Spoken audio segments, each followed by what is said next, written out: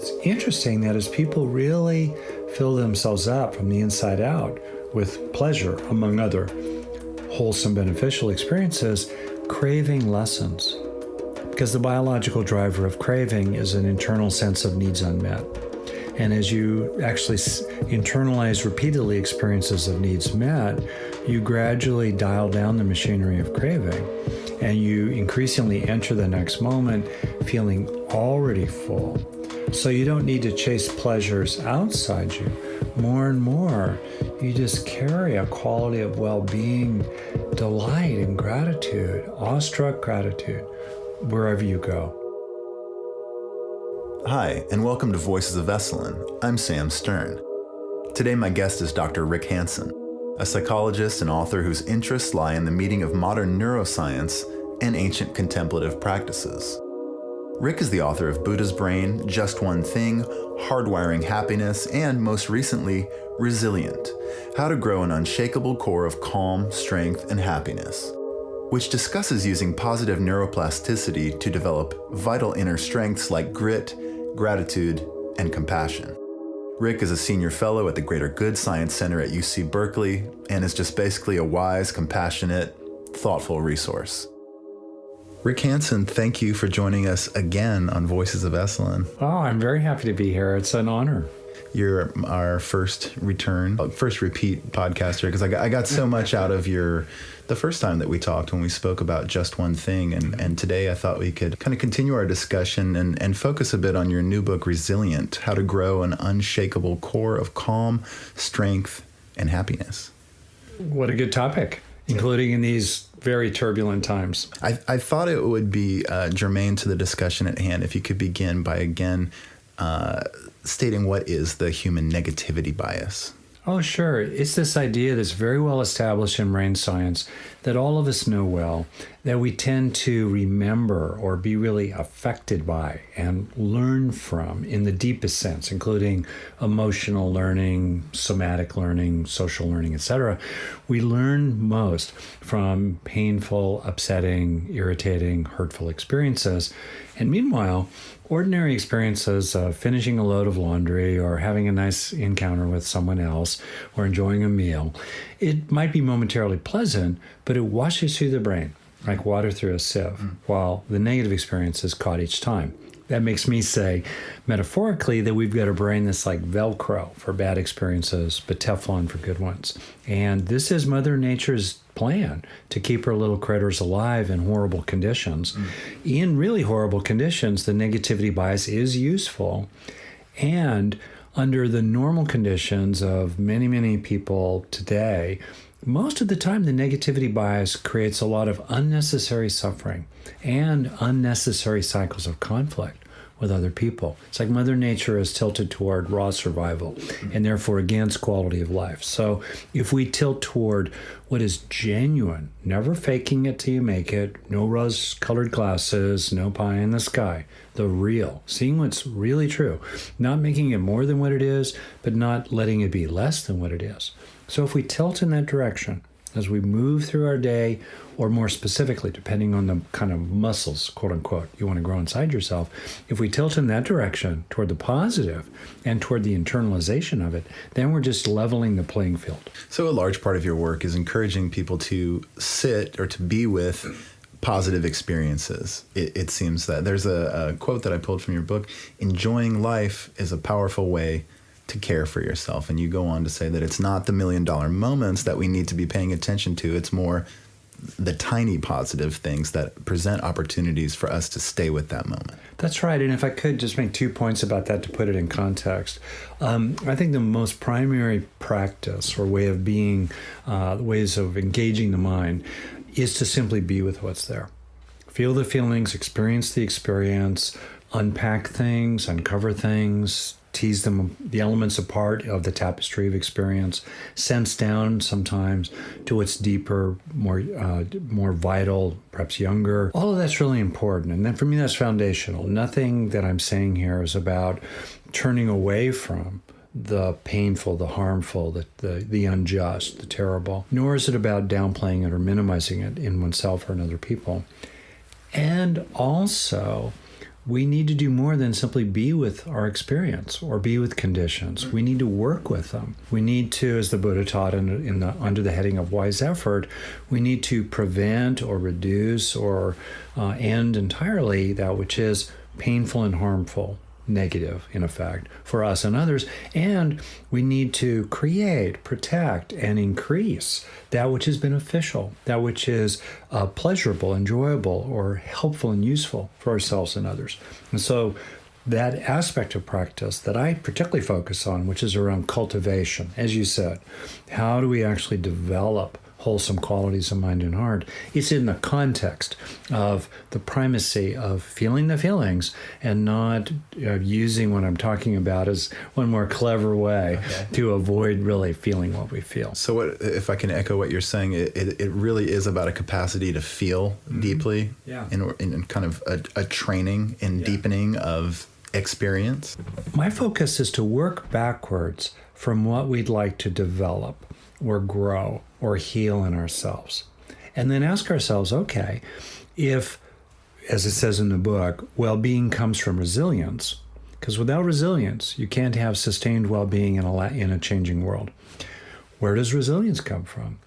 Research shows, practical experience as well, resilience primarily comes from internal factors of various kinds, like grit or gratitude or happiness or love or skillfulness or mindfulness itself.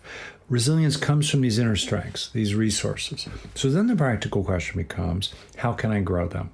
Sure, research again says about a third ballpark on average of our inner resources are innate.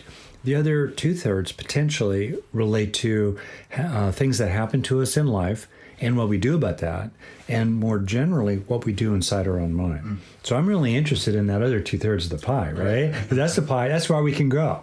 So how do you grow? Strengths and what's good inside your life. So yeah, you could say what I'm talking about is smell the roses.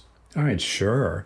But that's the least of it, is to work backwards from what would be really powerful for me to have more and more inside me and with me wherever I go, including happiness or inner peace or love or self-worth or social skills of various kinds, including with difficult people. And then how can I grow it? And then the how of growing it is really simple, actually. But you got to do both steps. You have to feel it. You have to experience it. You can't just plug a cable into the back of your head and transfer over the file of courage or self-confidence. You have to experience it or a factor of it. And then, critically important, in the brain, you have to turn that passing experience into a lasting change, in your nervous system especially. Otherwise, by definition, there's no gain. You experienced it, but you didn't grow from it. And to me, that's the way to think about tilting toward positive experiences, because that's a primary way of growing the good. But many of the strengths that we want to have experiences of to grow, I wouldn't even call them positive experiences. Like, for example, I've had moments with my wife, my longtime partner, many years, of realizing that things go better in an interaction if I lean in rather than lean back, literally physically. Or a moment ago, you pointed out to me that I have to be careful about tapping the table. Right there. Can I help that really land? Can I register, all right, the inhibition or the self-regulation around, okay, don't tap the table, even though I waved my hands like I was born in Italy, even though I wasn't. I grew up in Southern California. All right, I want to let that land. So that's what I'm really talking about. How can you steepen your growth curve every day and help yourself increasingly grow into who you want to be, which might include the uncovering of who you've always been, the good news of the deep true nature way down inside already. So yeah, you spoke about helping it land in the brain and kind of etch itself there. Yeah. How does one, I don't know, do that? Contribute to the growth? Yeah. Oh yeah, sure. So, but you're on the right question. How do we help it etch itself there, metaphorically speaking, right? Yes. No sharp pieces of metal involved. Okay. The summary of this is given in this cool saying from the Canadian psychologist Donald Hebb in his work, actually, neurons that fire together, wire together. So we have a two-stage process. First, we experience what we want to grow. So it really helps to see the relevant facts and then see it, feel it, receive it. So you think of those as three opportunities that people routinely miss. One, they don't see the good facts that actually exist around them. They don't see really the ways in which other people care about them or respect them. They don't see the beauty around. They don't see the goodness in their own heart. They don't see it. Okay, second, even when you see it, a lot of times people see things. They go, oh yeah, I know you like me, but I don't feel anything. Or, oh yeah, I know I got all those things done. I didn't have any sense of accomplishment at each thing I actually got done today. Right. I knew it. I'm not demented or psychotic, but I didn't feel it. So can you see it? Second, can you feel it? And then so often people do see it and they do feel it, but they don't receive it. They feel it, but they don't receive it. That's right. They don't take the extra. They don't get those. They don't keep those neurons firing together for a breath or longer, so they have actually a chance to wire together. And I go into in the resilient, and I have a lot of freely available materials, as you know, on my website and elsewhere. People can get into the detail of this. But the essence is really simple. You're trying to help a momentary pattern of activation in your brain that is the basis of the experience you're having. So you're feeling, right? You're trying to help that pattern of activation leave a lasting physical change behind. Without that lasting physical change behind, there's no lasting learning. Yeah. I know a lot of people who talk about tune into your body, be aware of your body, be mindful of the body, and that's great. But they brush right past the actual bodily implications of growth and healing. We are body full of mind. It is the body that makes the mind. It is the body that makes experience moment to moment to moment. And if we want to become happier, more confident, more determined, grittier, tougher, more committed to social justice, more skillful with other people, if we want to do that, we actually have to change the body, especially in its nervous system. You can get complicated about this and all that, and there are uses to heal old pain, including trauma, to address deep issues inside a person. But the essence is really simple. When you're already having, let's say, some kind of useful experience, beneficial experience, a useful idea, useful body sensation, emotion, intention, or even a sense of action, right? You got the good song going in your inner iPod. If you want to turn on the inner recorder, there are three things you can do that will really help. Any one is good, and all three are even better, all right? First of all, stay with it for a breath or two or longer. It is stunning when you start to look at this, how often we blow right by the current good thing before it has a chance to sink in at all. Oh, yeah. So stay with it. Just kind of let yourself have it. Stay with it. And then notice what comes up, like feeling, oh, I don't deserve this, or, oh, they better not see me being happy. They're going to get mad at me. Or, oh, wow, I got to keep going. Well, no, for 6 seconds, a breath. You can let it in. It's okay. Mm-hmm. So stay with it for a breath or longer. Second way you can help yourself steepen your personal growth curve as you go through your day and your life is to feel it in your body as much as possible. Sometimes what we really register is a useful idea. Like I, in my mid-20s, had the useful idea that growing up I had been a nerd but not a wimp. That's a useful idea. Other versions of that are the useful idea that your partner's alcoholism is not your fault, right? Yeah. Or the useful idea that no matter what you do, they're never allowed to touch you in anger. So those are useful ideas. But ideas alone are pretty superficial. Usually it's worthwhile to feel it in your body. And as you experience things more in your body, that engages neural processes that really help internalization. And a third little hack that's kind of cool. You can do it, and no one needs to know you're doing it. There you are in the business meeting. They're all rattling on, looking really stressed. But inside, you're like, taking in the good, growing the good inside. The third is focus on what is rewarding about the experience. Rewarding, a fancy term for what is enjoyable about it or meaningful. What feels good about it? And it's kind of neat. As you focus on what is, let's say, what feels good about experiencing your determination, or fortitude, or what feels good about registering that you're not going to whack the table with your hands in this interview right now, or a moment of feeling respected by another person or listened to by another person. What feels good about it? As you kind of focus on and turn up the volume of what feels good about it, technically, briefly, that increases activity of two neurotransmitters, dopamine and norepinephrine, in a key part of your brain that's the front end of much learning and healing and growing, the hippocampus. And as dopamine and norepinephrine activity increase in the hippocampus, let's say related to the sense of something being rewarding, that increase of activity flags the experience you're having at the time as a keeper for protection in long-term storage. Mm-hmm. Super cool. And what I'm describing here, people will do in 10, 15, 20 seconds, a dozen, 2 dozen seconds. It's not a big deal. It's easy to do. It's astonishing that we don't do it more, me included. And arguably, I'm literally the world's expert in this, literally, which is weird. But anyway, and it's so interesting. We just keep on going. And the cool thing is to do what I'm talking about half a dozen or more times a day, mainly on the fly, just in the flow. Why not? Let yourself have it. And then occasionally, if you want, look for particular key experiences of resources that you want to grow inside yourself.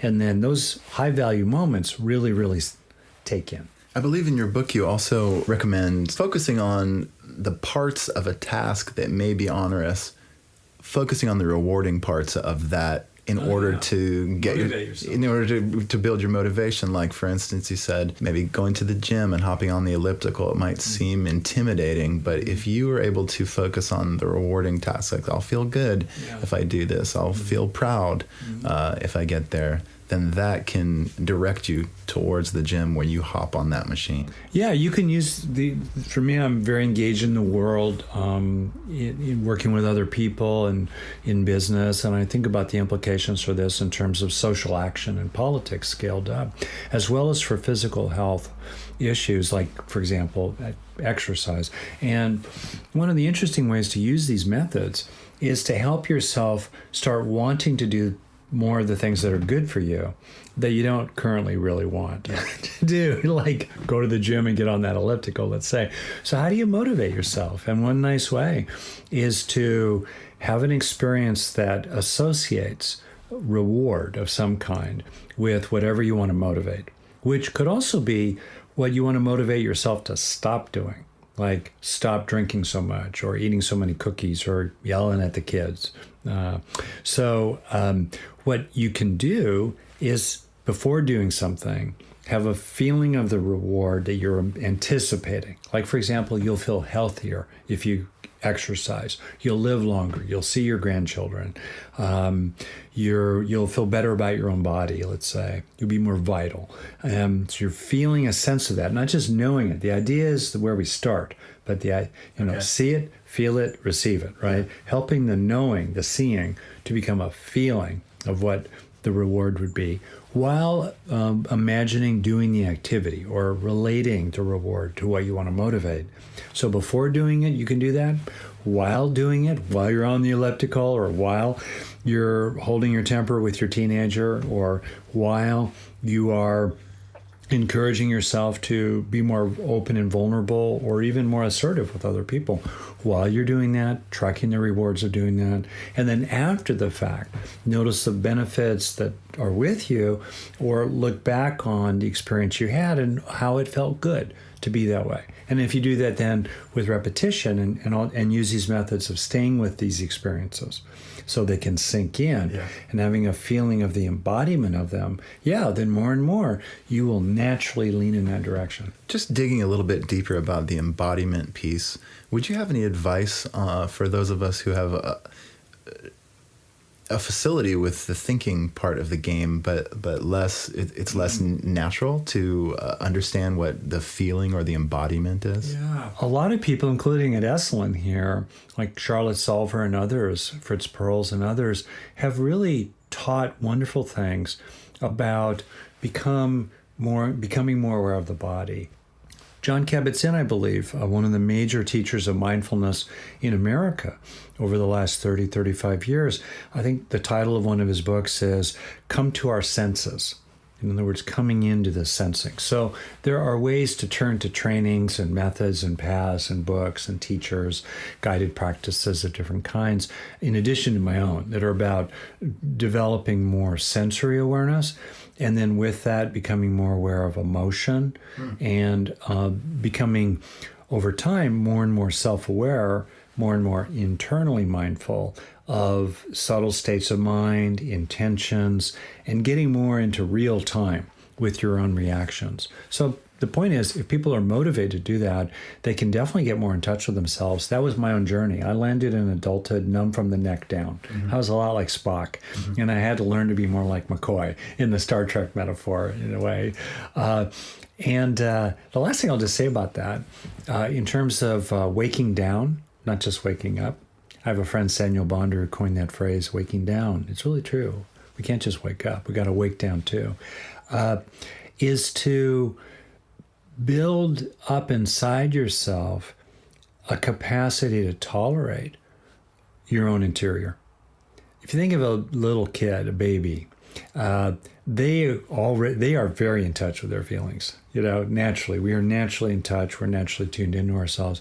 And then gradually as we grow up, we numb, or disown different parts of ourselves.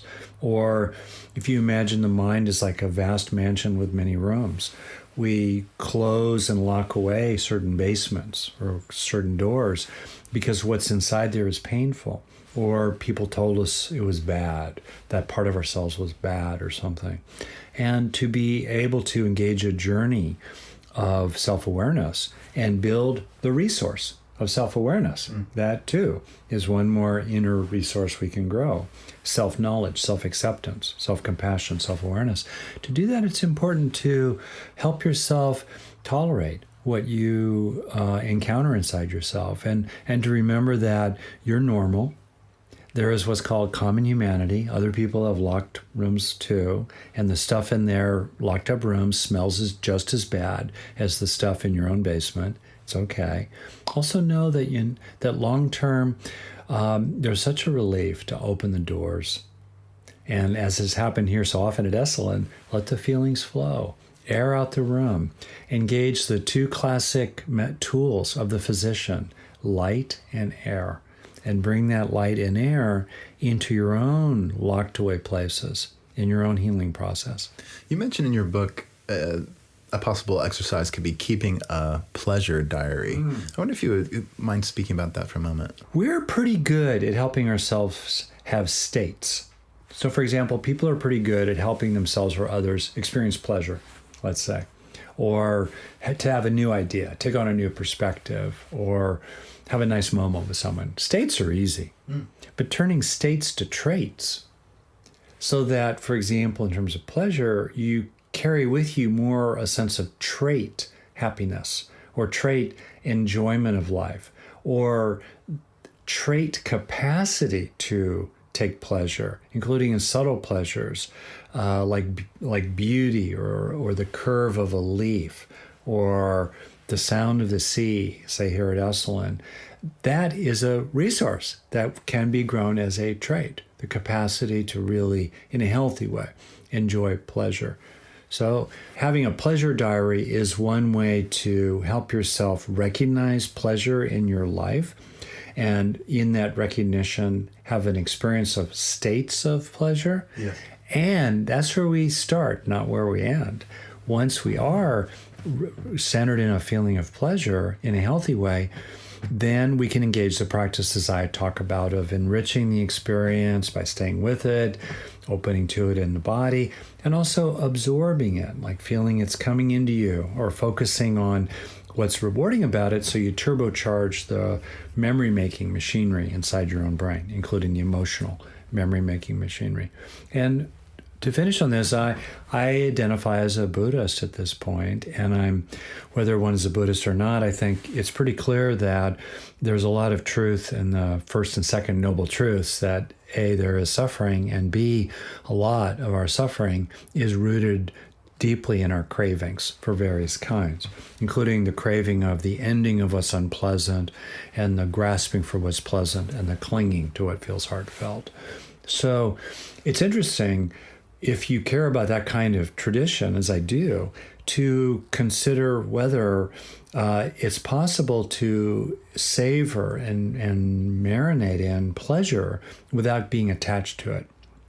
And actually what I've seen is that so many people in modern Western consumer societies are living in the hell realm, in terms of the Tibetan cosmology, the hell realm of the hungry ghosts, beings with godlike powers, sounds like modern technically centered societies, beings with godlike powers and enormous appetites, represented as vast bellies, and yet the satisfaction of their appetites is really limited by these pinholes of a mouth. And what I see is a lot of people who chase pleasure, they experience it, but they feel those states so briefly that they don't fill themselves up. They're always running on empty, searching for the next high, the next fix, the next dopamine rush, the next accomplishment, the next positive response in their social media feed. Endlessly hungry. And they're hungry because they never feed themselves deeply.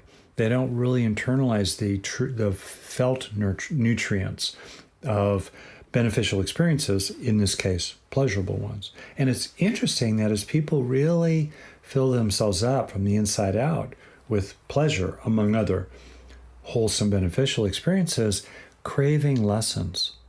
Because the biological driver of craving is an internal sense of needs unmet.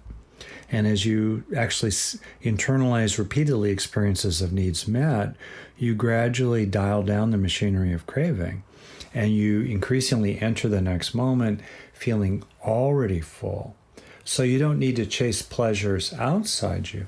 More and more, you just carry a quality of well-being, delight, and gratitude, awestruck gratitude, wherever you go, which paradoxically actually helps you see suffering more clearly and to allow your heart to be more readily moved by the pangs of others, because you're more able to tolerate that because there's well-being already inside you. It's pretty wild, isn't it? Yes, and I enjoyed the section of your book in which you talk about carrying this sense of calm and satisfaction with you, but it does not preclude aspiration. And what you write about is aspiring without attachment. I wonder if you could speak about that for a moment. That's a really important topic, I think, for worldly people. And you could apply it as well to aspiration and spiritual practice even, let's say. But how can we dare greatly, as Brene Brown puts it?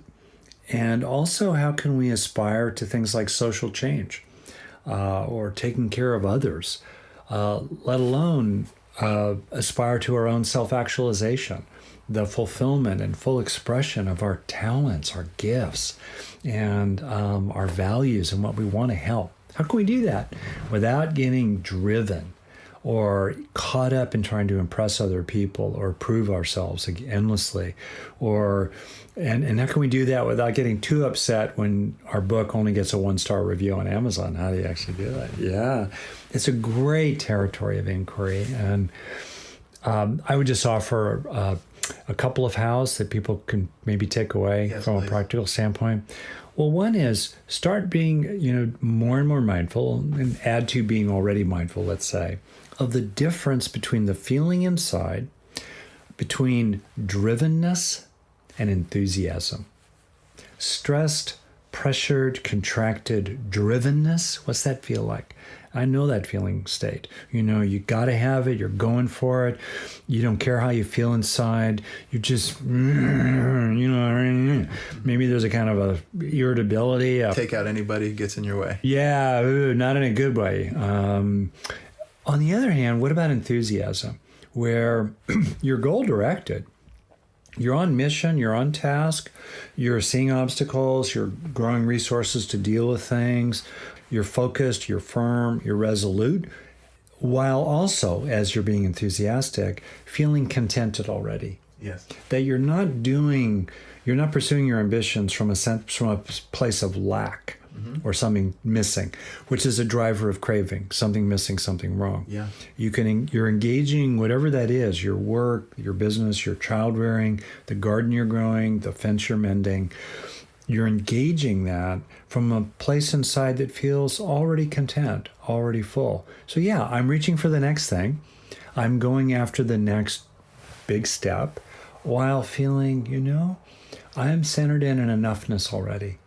And it's really neat. People fear that, I'll be complacent. Yes. Actually, what you see is people who really open to and receive feelings of contentment and gratitude already, that they've already succeeded a lot, they've already progressed a lot, they've already arrived a lot.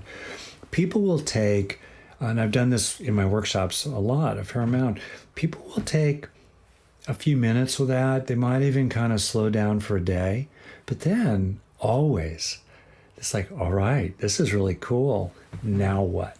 What would I like to bring into being? What of my capacities do I want to express? People don't sit on their laurels. They keep on going. So that would be, right off the top, a kind of suggestion I'd make about how to deepen your capacity to aspire without attachment. I love that. Yeah, putting together the pieces of the puzzle of your work. A part of your work is this idea of agglomeration, and it's about bringing in small dividends slowly. Yes, adding up over time. These molehills grow. Yeah, that's mountains, right. And there's some point along the journey where one can experience, yes, I am feeling more enoughness than lack. Yeah. And from that point on the journey, it becomes more easy to kind of, number one, feel this sense of calm and satisfaction, but number two, to gain more, to gain more of the. I can see you smiling right now. Maybe people can hear it in your voice too. I'll just ask you one more question, Rick, since I have you here. This is not really apropos of the rest of the discussion, but it caught my attention. You write about forgiving yourself and forgiving others, and you write that there's two kinds of forgiveness, with full pardon forgiveness and disentangled forgiveness. And I was wondering if you would mind speaking about that for a moment. That's a really interesting topic, including with its relevance at all scales, from our most immediate relationships all the way scaled up to looking at the world stage even, or our own national politics.